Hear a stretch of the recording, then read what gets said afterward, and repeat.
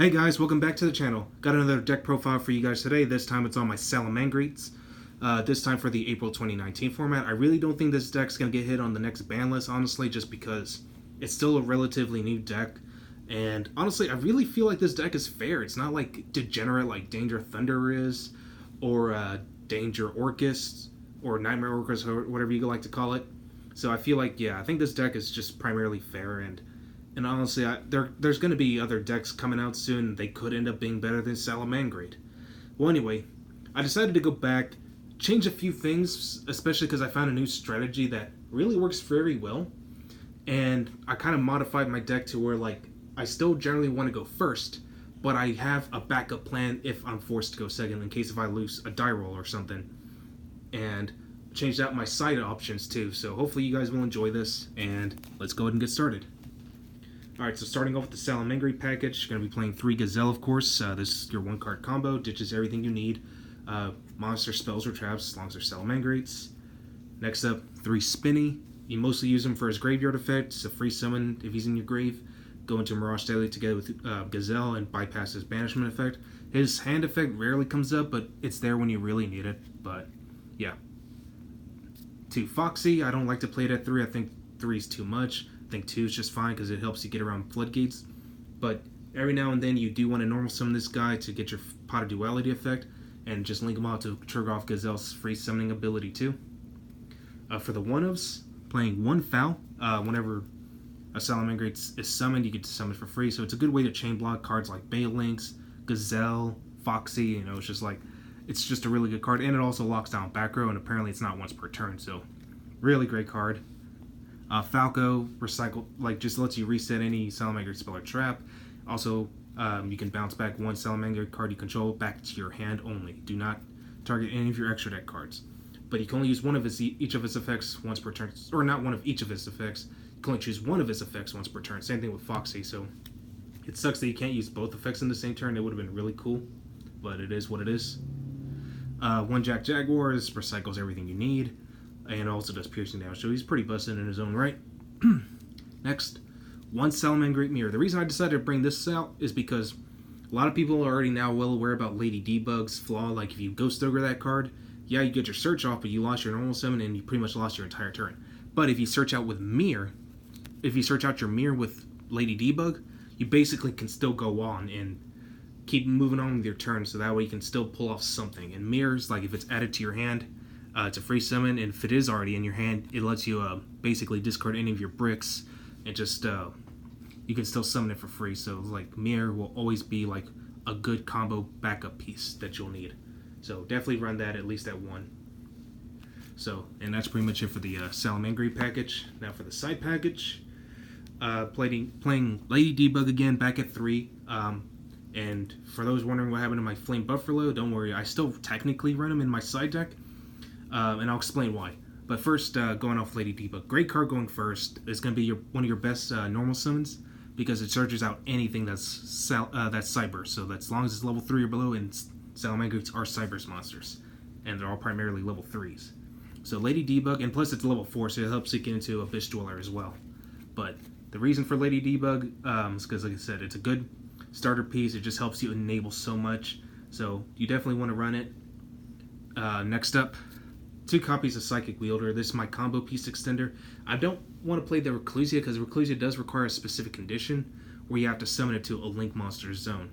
So that's the only flaw with it. But the reason I like Psychic Wielder is because it's a tuner. It helps you get into some synchro plays, and it's just got a really good flexible ability where if it's used for a synchro material, you get to pop 1 card as long as it's weaker than the monster that you summoned.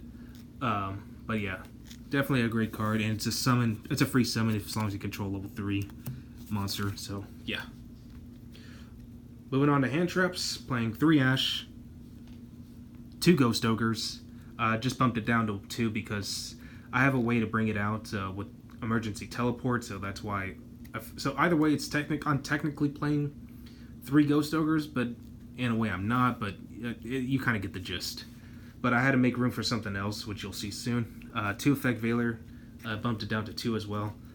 For the same reason, I had to make room for something else basically it's Dino Rest with Pinkertops. I decided to go and main deck this because like Foxy, helps you deal floodgates, and in case of, again, if I lose the die roll, and if I'm forced to go second, this is the card you want to use to, get out of certain situations. So Pankratops is a very broken card.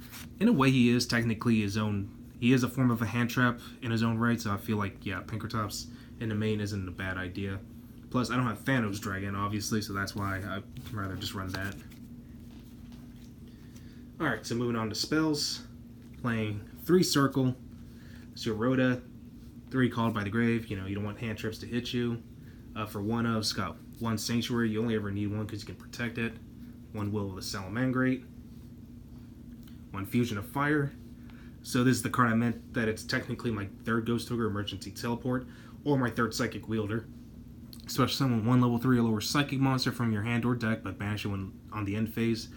This just, just to get it out in case if I didn't open up with the Ghost Ogre. Most people forget that Ghost Ogre can be used on the field as well. And if I just want to go into like a secret play and I don't have Wielder on me, I'll just summon it out through this as well. 1 Foolish Burial, and another combo piece extender, Monster Reborn. And that's pretty much it for the spells. For traps, playing 2 Roar, 1 Rage. Pretty standard. Alright, so moving on to the extra deck. Like before, I'm still only playing 2 Bailings because I only ever used 2 in the duel. I never see my 3rd one. So that's why I'm still sticking to 2. I mean, again, until I'm proven wrong otherwise, I'm perfectly fine with this. It works for me. So, yeah. 3 Sunlight Wolf, though. You definitely want to run this at 3. I can't wait for the supers. But basically recycles everything you need. Your monsters. If a monster is summoned to one of its link arrows, if it's linked with itself, bring back your spells and traps. Heat Leo bounces back row, back into the deck. Also can power down your monsters if linked with itself, and it goes well with Violet Chimera, so you can OTK. 1 Hita, she's broken. Nightmare Phoenix. Update Jammer. And Borlo Dragon. For the Xyz, playing 1 Mirage Stalio, broken, brings out your Salamangreats. And if it's used for link material, you can bounce back a monster, but you're only going to be able to use fire monster abilities. 1 Abyss Dweller, to lock out graveyard effects. 1 Cyberse Quantum Dragon, he's busted. Bounces back, basically he's Neospatial Grand Mole, but better. Bounces back a monster once per turn and can make a 2nd attack in the battle phase. And then lastly, Violet Chimera, also broken. My main win condition of the entire deck. If I summon it out with Heat Leo, it's game over.